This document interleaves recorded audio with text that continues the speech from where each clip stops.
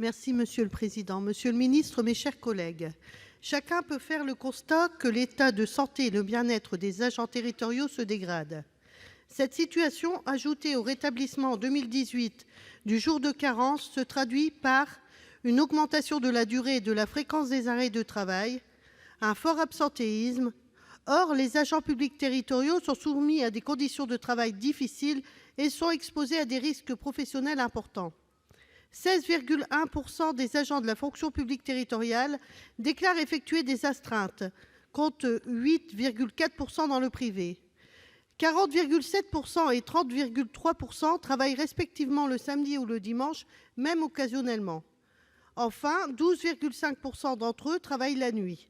La situation risque donc de se dégrader et cela induit de lourdes conséquences pour les collectivités, les agents ainsi que les usagers.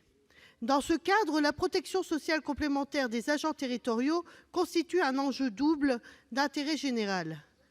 Un enjeu de santé publique pour 1,9 million d'agents territoriaux, un enjeu de pouvoir d'achat pour ces agents dont 75 % sont de catégorie C et peuvent tomber sous le seuil de pauvreté en cas d'arrêt de longue durée s'ils ne sont pas couverts en prévoyance.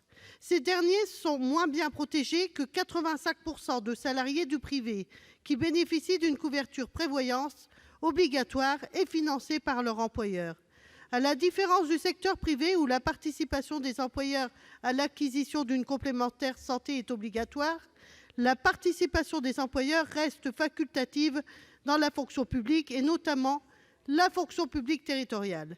Et d'autant plus préoccupante que, dans la fonction publique territoriale, un agent sur deux ne bénéficie pas de couverture en prévoyance, perdant ainsi la moitié de son traitement après 3 mois d'arrêt maladie et compliquant alors son retour à l'emploi durablement et dans de bonnes conditions. Aujourd'hui, seuls 56 % des collectivités territoriales participent au financement de la couverture complémentaire de leurs agents en santé et 69 % en prévoyance.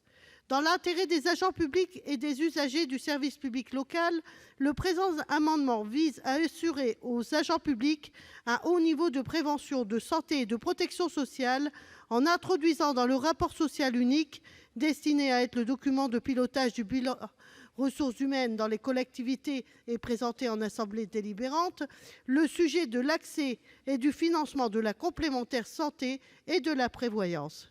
Merci.